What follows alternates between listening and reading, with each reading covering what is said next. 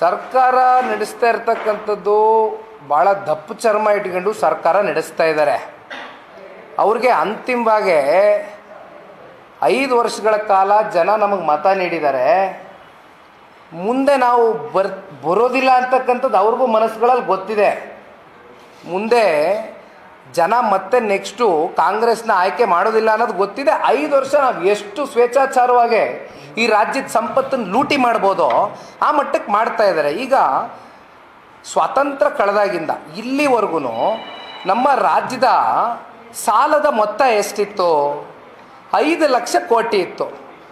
2 ವರ್ಷದಲ್ಲಿ ರಾಜ್ಯದ ಮುಖ್ಯಮಂತ್ರಿಗಳು ಮೊನ್ನೆ ಏನು ಬಡ್ಜೆಟ್ನ ಮಂಡನೆ ಮಾಡ್ತಾರೆ, 2 ವರ್ಷದಲ್ಲಿ ಹತ್ತತ್ರ 2.25 ಲಕ್ಷ ಕೋಟಿಯಷ್ಟು ಸಾಲ ಮಾಡಿದ್ದಾರೆ.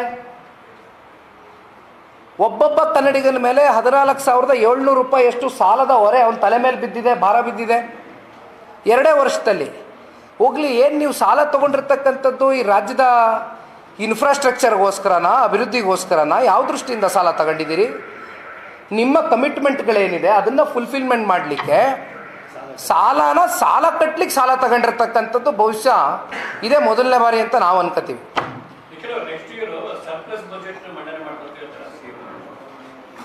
ಎಲ್ಲಿಂದ ಮಾಡ್ತಾರೆ ಸರ್? ಇವೆಲ್ಲ ಸುಮ್ಮನೆ ಚರ್ಚೆಗೆ ಸೀಮಿತವಾಗಿರ್ತಕ್ಕಂಥ ಟಾಪಿಕ್ ಅಷ್ಟೇ. ಇವತ್ತು ಕೊಟ್ಟಿರ್ತಕ್ಕಂಥ ಬಡ್ಜೆಟ್ನಲ್ಲಿ ಎಷ್ಟರ ಮಟ್ಟಿಗೆ ಫುಲ್ಫಿಲ್ಮೆಂಟ್ ಆಗ್ತದೆ ಅಂತಕ್ಕಂಥದ್ದು ಮುಂದೆ ನೋಡಬೇಕು. ಎಷ್ಟು ಪರ್ಸೆಂಟ್ ಆಗುತ್ತೆ?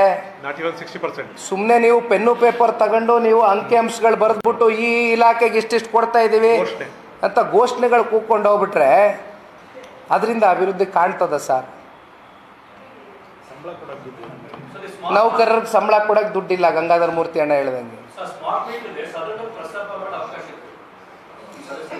ಸದನದಲ್ಲಿ BJPಯ ಒಬ್ಬರು ಶಾಸಕರು ಪ್ರಸ್ತಾವನೆ ಮಾಡಿರ್ತಕ್ಕಂಥದ್ದು ನಾವು ಗಮನಿಸಿದ್ದೀವಿ. ಸದನದ ಕೊನೆಯ ಹಂತದಲ್ಲಿ ಇದು ಎಲ್ಲರ ಗಮನಕ್ಕೆ ಬಂದಿರತಕ್ಕಂಥ ವಿಚಾರ. ಅದು ನಾನು ಹೇಳದ್ನಲ್ಲಣ್ಣ, ಮೊದಲನೇದಾಗಿ ನಾನು ಮಾಧ್ಯಮಕ್ಕೆ ಧನ್ಯವಾದ ಹೇಳಬೇಕು ಈ ವಿಚಾರದಲ್ಲಿ. ಯಾಕೆಂದರೆ ಇಲ್ಲಿ ವಿರೋಧ ಪಕ್ಷಕ್ಕಿಂತ ಒಂದು ಹೆಜ್ಜೆ ಮುಂದೋಗಿ ಮಾಧ್ಯಮ ಇವತ್ತು ರಾಜ್ಯದ ಜನತೆಗೆ ಯಾವ ರೀತಿ ಇದರಲ್ಲಿ ಹಗರಣ ಆಗಿದೆ ಅಂತಕ್ಕಂಥದ್ದು ಪ್ರತಿಯೊಂದು ವಿಚಾರ ನಮಗೆ ಮಾಹಿತಿ ಕೊಟ್ಟಿರ್ತಕ್ಕಂಥದ್ದು ನಾವು ನಿಮ್ಗೆ ಧನ್ಯವಾದ ಹೇಳ್ತೀವಿ. ಅವರು ಅಪೋಸ್ ಮಾಡಿ